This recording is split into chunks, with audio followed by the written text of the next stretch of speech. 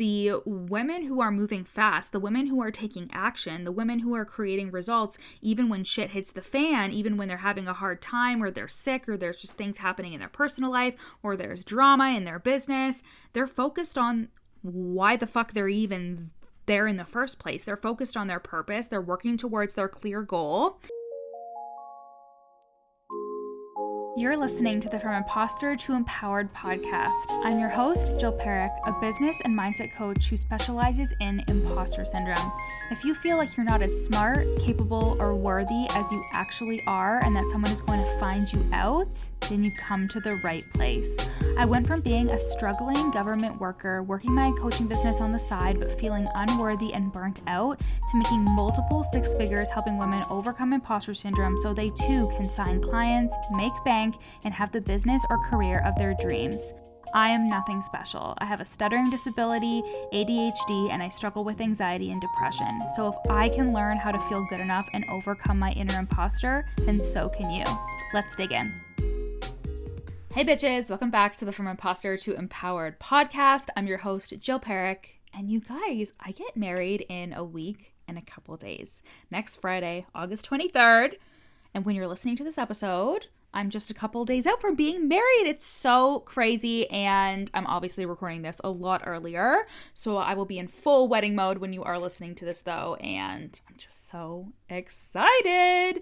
And I'm so excited for today's episode about how to handle and share life shit, mental health, and other personal things in a way that doesn't diminish your influence. But before we get into that today, I want to invite you to apply to the Fraud Squad Mastermind if you're a coach or an online service provider who is making between $3K to $5K a month and you're ready to make $10K a month. There's just a different level of imposter syndrome. There's a different level of self-sabotage, of mindset, of regulating your nervous system as you're scaling to 10K months. I know for a fact, as I have done it many a time, and there's also more of a focus on unfiltering yourself and becoming even more authentic in your content, really showing up as the version of you that has a six-figure business, including refining your offer suite, getting really clear on how you actually want your business to look when you're making six figures, and when you're making multiple six figures, right? Because you could think to yourself, like, I'm not at that stage yet. I'm not ready for that kind of thing or that kind of business. But it comes at you fast. And the biggest thing that I have to tell you about scaling to 10K a month is it is so much easier than you think it is. First of all, it really is. And second of all, it will throw you for a loop in terms of your identity, 1,000%. When it comes to becoming a six-figure earner, when it comes to becoming even a multiple six-figure earner as an online business owner, there are so many instances of people that get to that level and then they end up self-sabotaging back to lower income months and they start feeling intense imposter syndrome. I had a client who she specifically came to me because she had like 5-figure months, things were great, but then she would have these really big income dips and she was just on the roller coaster, the income up and down roller coaster. And it always had to do with her own struggle with imposter syndrome because she would get clients and then she would feel so afraid of fucking them up, of not getting the results, of them talking shit about her not having enough time or space for new clients. And she would always question, like, okay, now that I have the clients, now that things are seemingly working, like, how am I gonna fuck this up? And she would always self-sabotage back down to low income months so she could then climb the income ladder again and almost be that like phoenix rising from the ashes vibes, but like not in a good way, in the way that like she thought that she had to experience something really low to experience something really high. So like I said, she would always self-sabotage her high income months and go back down to low income months. But when we tackled her imposter syndrome at that new level, and when we focused more on expanding her identity as a business owner, expanding her capacity to receive and hold on to money, and really stepping into that, she made so much fucking more money. She had her highest month at 22.5K cash, and she started being consistent with those 5-figure months back to back. She was doing master classes, she had groups. And the thing is, like, when you join the Fraud Squad Mastermind, I'm not going to tell you, like, you have to do this offer. I'm not going to tell you you have to do this or that. I'm going to support you in the way that you want to run your business. Like, I am not somebody who often does live events. I am not somebody who does things like master classes or workshops very often. And I make 5 figures a month. And you can make 10K a month doing one-to-one coaching, doing group and one-to-one coaching, just doing group, like doing master classes or courses, whatever the fuck works for you. That's what I want you to lead with, because I know how it feels to not be supported in the way that you want to run your fucking business. And I am not here to tell you how to run it. I'm here to support you in running it and to give you the tools to regulate your nervous system, to not self-sabotage the fuck out of all the success that is coming for you, and to lean into that success more visibility and making more money, becoming more legit in your business. And that is our focus inside of the Fraud Squad Mastermind. So you can apply for that at the link in my show notes. You can join for 4 months and either pay $4K pay in full, $1,111 a month for 4 months, or $888 a month for an extended payment plan of 5 months. And you can apply, like I said, at the link in my show notes. Okay? Let's get into the episode. So today, like I said, I want to talk to you about how you can handle and deal with personal life and things that are happening behind the scenes of your business, and what you actually should be sharing and should not be sharing when it comes to those things. Because what we don't want to do is do anything to diminish your brand and your image and what your brand presents. Because the thing is, when you have an online business, I think it's really easy to blur the lines between what you should share and what you shouldn't share. And of course, I'm never going to say you shouldn't share this and this is right or this is wrong. But especially on threads, like I'm noticing people share things that, do your clients really need to know that? You know, like there was this thing where these like business owners would share like, oh my God, I'm at the end of my rope and like I'm going to go and like get a job and stuff. And it's like, you're a business coach. Like, why are you sharing this? Like, that is not going to do anything for your credibility. Right? And I'm not saying like don't be honest with your audience, but I am saying like pick and choose what you're saying. And like, is that really you exemplifying your highest self? I find that there are some business owners who really use threads to like complain and talk shit, and it's just like not the fucking vibe. It's like it's not giving like established, mature business owner. And truthfully, as somebody who has an online business, and I've said this before, like I would not be an influencer. I use my social media because I own a business. And some people I think come into the online space and that's not their intention. They actually want to be an influencer. They actually just want to share things about themselves. But they come into the coaching industry or they try to become a service provider and they get really confused between what they should share and what they shouldn't share. And again, I'm not saying you can't share certain things because we always want to be authentic, real, totally unfiltered. But you also have to kind of run it through this like filter at the same time of this, is this furthering my brand and my business, or is this actually hurting my influence and the impact that I can make? So I'll say that again. I think that you should still be authentic. You should still be real. You should still be unfiltered. But I also run everything that I want to say and share through the filter of, is this furthering my brand and my business, or is this actually hurting my influence and the impact that I can make? Because, and you know, this is the From Imposter to Empowered podcast. And the thing I want to drive home here is you're not a fraud. Just because you struggle with imposter syndrome and not feeling good enough, just because you have these kinds of thoughts, like who am I to do this kind of work? Who am I to coach people? Who am I to ask somebody to pay me thousands of dollars for this kind of work? Even if you do have those thoughts, like they're extremely normal and they're not indicative of what you can actually do for somebody and how you actually can help somebody. I also want to say too that if you're struggling with something on the personal end, if you're struggling with something where there's something happening behind the scenes with your family or with your partner, if you're struggling with self-worth or even like anxiety or depression.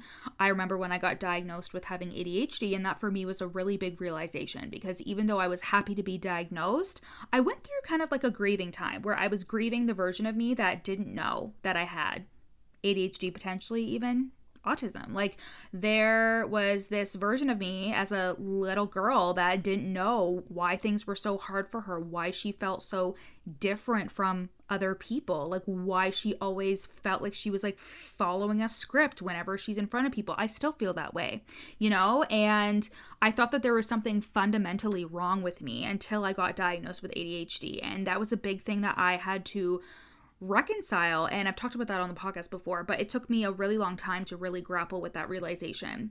And at the same time, I was writing my book, You're Not Special, which you can get on Amazon as an ebook or as a hard copy.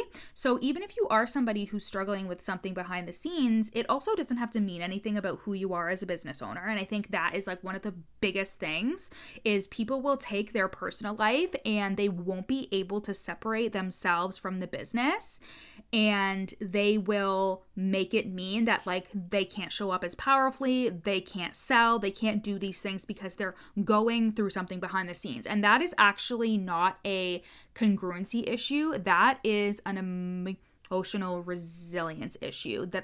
That tells me that like you're not resilient enough, and that is not me trying to shame you. That is me saying like there needs to be some emotional resilience if you're going to run a business, you know, because like there are always going to be things happening in your life, right? And we have to deal with those things while still running a business. So like I said, even if you are somebody who is struggling with something behind the scenes, it doesn't have to mean anything about you as a business owner and what it means about your ability to help somebody. And I have such clarity around that now that when things happen in my personal life, I can really separate that from the skills that I have. And I think this is really important to say, because when I have this question from my clients around like, hey, I'm having a hard time, what do I do? Like when I have to like get on a coaching call. And the thing is, you do your fucking job, right? You do your job. And I don't know how to say that in a very like politically correct, kind way that could potentially throw off some people who are very sensitive and who are like, well, you should recharge and you should rest, blah, blah, blah. And listen, I'm a bitch that likes to take care of herself, okay? I rest. I sleep in all the fucking time. I am all for taking care of yourself. But the thing is, you also have a job to do, and we don't want to be seen as somebody who doesn't follow through on serving their clients, right? Like there are a lot of coaches in the online space and service providers who aren't doing their job, who are using their mental health and their physical health or something happening in their personal life as a crutch, who are using the things that are happening as a crutch. And while I'm all for doing the healing behind the scenes, I'm all for regulating your nervous system, I'm all for taking time off, you also have to think about the fact that somebody is paying you a lot of money for you to help them, and you can turn off whatever is happening behind the scenes for an hour so you can show the fuck up for your clients and for your potential clients. And this doesn't mean that you're putting on a face. It doesn't mean that you're two-faced. It doesn't mean that you're oblivious to the things that are happening in your life. It doesn't mean that you're cold. It doesn't mean anything about you. It means you're doing your job. And I feel really strongly about this because the people that are unable to separate the two, they just have to learn how to regulate their nervous system. Like that's what it is. It's not that they can't handle it. It's that you don't have the tools and the skills to regulate yourself around the emotion that you're feeling. And you don't have the skills to separate the story from the emotion. And I've talked about this before in terms of like how to manage your emotions in your business. And even if it's not stuff that's happening inside of the business and it is actually your personal life that is affecting how you're feeling that day, then it's really important for you to be able to not create a story out of the way that you're feeling, right? Like if I have an argument with my partner and I feel shitty and I don't want to get out on the coaching call, I'm in a bad mood, blah, blah, blah. You can separate the emotion that you're feeling from the story and just be like, I'm just having a feeling. This is a sensation that I'm feeling, and that's okay, right? Because we're always going to have these things. We're always going to have things be happening in our lives, and that doesn't mean that your business needs to stop. And then what happens here is what people do is they create the story and the belief that when something happens in my life, that means I can't show up for my business. And then they have this belief, and then they're so afraid to go full in on their business, to do the work, to even think about having one, because they're so afraid of what life is going to throw at them. And this is something that I think is really important, and that is separating your current story from your purpose. And what I mean by that is even if there are things happening in your personal life, even if there are things happening behind the scenes of your business, you have a reason why you're here in this industry, and you don't have to get the two confused. Even if you are having a hard time, you need to stay focused on your goals and clear about where you're going. And even if it feels difficult, even if it feels like you're fucking trudging through mud trying to get to where you want to be, That's why we do the mindset work. That's why we do the nervous system regulation work.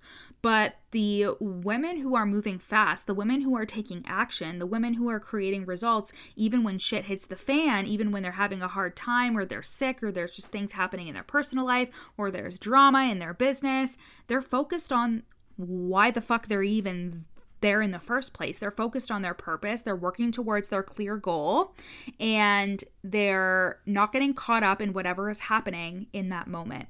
So an example of this is when you're having a hard time with the client. So I had a client that was having a hard time financially, but at the same time, she had a lot of blocks around being visible. And in terms of actually selling her offer, we did so much work around her offer and what she was going to say and all of these things. But when it actually came to the point of her showing up, she didn't end up selling her offer, and therefore it was relating to her being stressed about the money. And there was actually a situation where she defaulted on her payment, and we were supposed to have a call that day, and I had already given her an extended payment plan, and so I had already done services for her that hadn't been paid for. And I reached out to her and said, hey, I saw that you defaulted on your payment, so we will cancel our call today. And she was very upset about that. She was very upset. She created a story in her mind that I was just in it for the money and that I didn't care about her, blah, blah, blah. And she had a lot of stories about like money and how it was bad and people that do coaching are just in it for the money, even though she was a coach. And so on top of that, she created a story about why I canceled the call. So I actually ended up people pleasing and doing the call. And she even said something to the effect of, I don't feel safe that you canceled our call. So hindsight, of course, is 2020. But the thing is this is some kind of a event that people would take and they would not go on with their day. They wouldn't feel confident about talking about their offers or talking about their clients. They would internalize it. They would get so stressed because they're like, what does this mean for the rest of my business? And this is an example of dealing with a client and feeling like, oh my God, do I even know what I'm doing? This client has thoughts about me, blah, blah, blah. It's like for some people, it's their worst nightmare. And for especially somebody who is a people pleaser and those of us who hate being disliked, her calling me out in that kind of way really threw me off. However, because I had the tools, because I was very focused on my purpose that I knew who I was at the core of it. I got like a little bit dysregulated when she said these things to me. So I took a step back. I did some EFT tapping. I did some journaling. I had a conversation with a coaching friend to kind of come back to regulation. And I was able to get on the call with her and to coach her. I was able to see the event neutrally. And I was still able to show up and sell that day because I didn't let myself get caught up in the story that I definitely could have got caught up in, right? Because when somebody says something about our character and says something about what they believe about us because of our behavior, that is like the worst thing in the world to somebody who is supposed to be like a healer, right? And people have a really hard time being judged, misunderstood, and perceived in a certain way that you really don't want to be perceived. And that for me at the time was very triggering, and it led me to being taken advantage of. And that's how that situation kind of felt. But it all worked out. It's totally fine.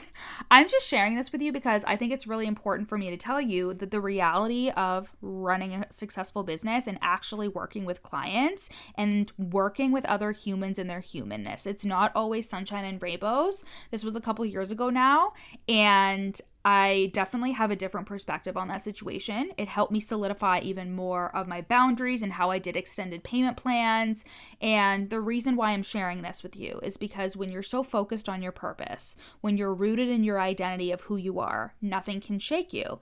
And even though this wasn't something that was happening in my personal life, it was still something that shook my identity. It shook my worldview a little bit, and I had to figure out how to be a business owner and how to show up for my business even while having these conflicting emotions. Because even though I told you I had my tools, right? I had my nervous system tools, I did my EFT tapping, I journaled, I talked to a friend about it, so I was able to verbally process what had happened. And those things were so important because if I didn't have them, I would have been even further triggered, dysregulated, and it really could have affected how I showed up that day, how I showed up for the rest of the week. Do you see what I'm saying?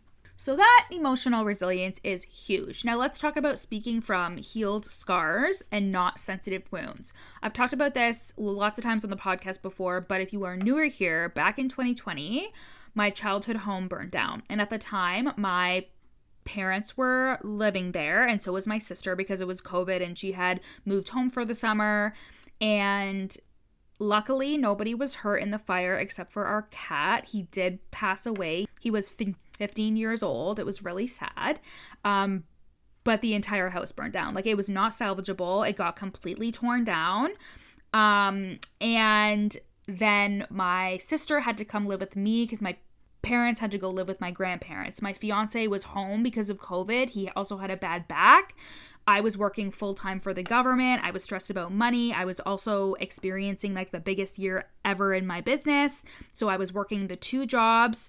I was getting diagnosed with ADHD. Like, holy shit, everything was fucking happening at the same time. And what happened for me is I found myself really leaning on emotional eating because I didn't have a lot of time or freedom because of like my full-time job, my sister moving in with us, all of these things, right? And then we got kicked out of the rental house that we were staying in because they sold the house. We had to frantically look for somewhere to live, which we were able to find a great spot, and we're still here now. I love it. And all this time, like, I was launching, I was selling my offers, I was working with clients, and there was just a lot going on. But at the same time, I was working on my healing as well. It was when I started to get into Reiki and breath work and all of these other things. And thank God I had those tools, and I was able to heal a lot of things around the emotional eating, around everything that was going on, because I also had these tools that not only positively impacted the business, but also positively impacted my personal life, right? And so I was experiencing like a lot of things because I was making a lot of money in business. I was also being rejected a lot, and I heard a lot of no's, and I was launching offers, and some things were going good and some things weren't, right? And then in 2022, I drove for Uber Eats because my income had gone down. But the important thing here that I want to say about these certain events is I was not spilling all of this all over social media. I was doing the work behind the scenes and knowing that, like, okay, if there was something that I was insecure about, that I was working through, etc., I'm going to share that when I can feel neutral about the event and when I can talk about it in a way that feels really good to talk about, instead of just being like, I'm just sharing this to be transparent, right? I was being intentional about what I was doing because behind the scenes, I was supporting myself, right? Like, behind the scenes, I was doing all the things that I could do to support myself during a really difficult time. And again, the same thing with back in the beginning of 2022 when I had to drive for Uber Eats for a month. It felt like the longest month of my life, honestly. But like, I was very used to making 5 figures a month, like 10K, 13K, 15K, and my income ended up going down because of a confidence dip. I've talked about that on the pod before. But, you know, I still was showing up. I was still showing up and doing the work. And when it comes to that experience about driving for Uber Eats for a month, like, I didn't talk about it at the time because I didn't feel good about talking about it. Like, it didn't feel congruent for me to talk about that at that time, and I felt a lot of shame and imposter syndrome about it. So I made a conscious choice to not talk about it until I was able to like talk about it neutrally and really share the message and the meaning behind it. And I'm so glad that I did, because even at the time when I did share about it a year later, like, I was still cleaning up a lot of shit. I was still really like cleaning up my offer suite and figuring out like what direction I was going, and I was making pretty good moolah again, but like not what I'm making now, you know what I mean? So like, it really took some time for me to rebound there, but I could talk about it from a healed place. I could talk about it and like share the lesson, and instead of feeling triggered and being like, oh, I need to be authentic with my audience, like, and like, truthfully, like I was still hitting like 3K, 4K, 5K a month during that time. But because of the expenses that I had and everything, I felt like a failure. And it felt like, oh my God, what the fuck am I doing? I've been doing this for years now. Things have been going so good before. What the fuck is happening now? And I can really speak from that place. And I really do think that I was supposed to have that experience of driving for Uber Eats and like hitting rock bottom, even though it was definitely not rock bottom, but it was enough for me to like learn the lessons that I needed to learn. And I remember being in the car driving for Uber Eats and thinking to myself, I can't wait to talk about this when things are good again. And I feel really confident in what I'm doing now. And like things have never been better in my business, with my offer suite, with my clients. And I feel so good about everything. And I know that I also did the fucking work to get here, right? And still, even during that time when I felt imposter syndrome and shame around having to drive for Uber Eats, it didn't mean anything about my ability to help other people. My clients were getting insane results regardless. It didn't mean anything about my education, about the certification that I had, the experience that I had. It literally meant nothing. And my clients were making like 10K to 12K months. And I was like, what the fuck is happening? And that is how I knew, like, it is so separate in terms of like what's happening for you and what you can do for clients, right? So like now that things are so much better, and like I was even sharing about this as things were improving, but the point of me sharing all of this, like the biggest point of this is that like I really had to learn that my skills and my capabilities were so separate from what I could do for my clients and the work that I was doing. And I also was like, I feel so good about sharing this during a time where I can see it neutrally and not like just talking about it to talk about it in the interest of being transparent. Like it felt more authentic to me to share when I could glean the lesson from it. And I just want you to remember that even if you're having a hard time, even if something is going on behind the scenes, it doesn't define you. It doesn't mean anything about your future, your skills. And sometimes we have to do the healing shit and do stuff behind the scenes and do whatever we need to do to then show up and do our job. And that's how I feel about creating content. That's how I feel about showing up and selling. That's how I feel about working with my clients. Like, I want to show my audience that I'm here for the long haul, even through hard times, and that I'm somebody who is reliable. I'm somebody who's consistent, and you can trust that when you invest in working with me, you're going to get what you fucking pay for. And I feel really confident about that, and I feel really sure about that, and going through the hardships that I have, and I'm sure there's a lot more to come. Knock on wood. I'm sure there's a lot more to come. And still being able to run my business and just show up for clients. Like, I'm so glad that I've had some of these experiences that I've had, because I know that even if something happens, I'm going to be able to handle it. And I didn't always have that feeling before, you know? And don't be afraid of this happening, because you're going to learn how resilient you are and how strong you are. And even if there has been times where you kind of let business fall to the wayside during a hard time that you're having personally, like, you don't have to shame yourself for that. You can learn from it, and you don't have to make yourself feel bad about that. And some people really do, and they say, see, this is why I don't deserve success. I'm inconsistent, blah, blah, blah. But you had your reasons, and you just didn't have the tools that you can have to support you during that time.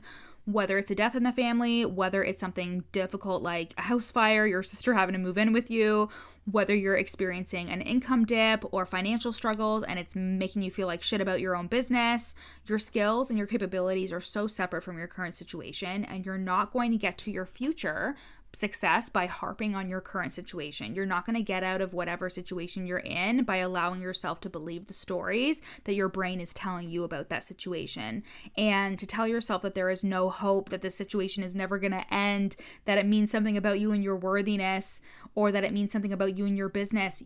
Like, that doesn't have to be the case. You can choose something different. And at the same time, what we don't want to do is to lean on your excuses as a crutch, because instead use them as reasons as to why you're a fucking badass, right? Like, even if things are going on, even if you're having a hard time personally, or you're having an issue in your business or something is starting to like trigger your imposter syndrome, you're having a difficult time with a client, you are more resilient than all of these things. And all of these tiny experiences or big experiences that you're having are just helping you build that resilience and helping you realize that you can run this business and you can do all of the things, even with stuff happening in the background. I've always been somebody who's been afraid to have kids because when I started the business and realized like how much time it took up and all that stuff, I had a real fear about having children and my business struggling because of it and blah, blah, blah. And as I've gotten older, I've started to really improve like on how I do things and my systems and everything like that. And kids are coming up in the next couple of years. And I've just been able to solve the problems because I've started coming up against other hardships and things that take up my time. And it doesn't mean that it's easy. It doesn't mean that like if you have kids and you're running an online business, like that is still fucking amazing. And I'm so proud of you. And I'm sure it's very, very difficult. And I fully acknowledge it's not going to be easy, but I'm not afraid to do it anymore because I'm just like, I'll deal with it and it will be okay. And I know how to separate what's going on in my personal life from the skills that I have. So these are all things that I want you to think about in terms of like, am I trying to speak from experiences that I haven't healed? Am I like subtly damaging my influence or my impact for the sake of being transparent? But there is a difference between transparency and being vulnerable. When you're being transparent, you're just sharing everything just to share it. And when you're being vulnerable, you're sharing with intention. And this doesn't mean that you sharing personal hardships on your business page is calculated. What I'm saying is that, is there an intention behind it? Because if there is an intention behind it, like this is something that your potential clients can relate to or they can learn from, something that's going to create a connection between you and your audience, right? Like hence me sharing with you that experience with the client and sharing the instance of the house fire when I talk about having ADHD and struggling with my mental health, like anxiety and depression. I also have a speech disability, and I've heard from tons of people about how even though they don't have a speech disability, they really feel the things that I say when I talk about it. So it's intentional, me sharing those things. It's not calculated. It's intentional about me being like, I know that this doesn't have to stand in the way of the success that I have. And I also know that people can really relate to it. So I want to be that leader who says like, you can do things even if you have a stutter or a disability or something like that, right? Like I'm sharing it with the intention to connect. And at the same time, I make it really clear that this is something that it isn't a grab for attention. It's my real life. And it's simply just me stating the facts. And like, I'm a bad bitch regardless. Like I am doing the thing regardless. And that's the difference between being vulnerable and just like saying things to be transparent, to share them because you think you should, right? Like there are things that you don't have to talk about at all. You know, like I said, I was driving for Uber Eats. I wasn't talking about it and I can do whatever the fuck I want. And so can you, because you are not obligated to share anything about yourself that you don't want to. So I hope this episode helped you kind of show yourself more compassion and show yourself that you can be so fucking successful and that you can be resilient and that you can take shit on in your life, even when there are things happening, even when you're struggling. And I hope that it also gave you kind of a little kick in the ass in terms of the fact that you can be so successful, even with ADHD, even with mental health struggles, and even with things happening, and to actually do the things that you need to do to take care of yourself, to emotionally regulate yourself and to handle things behind the scenes so that you can show up like the powerful fucking bitch that you are, right? Like these things you've gone through or are going through, the things that you struggle with, they don't define you. And if anything, they make you more resilient. They make you more sure of yourself. And that is what I hope for you because you have lives to change and work to do.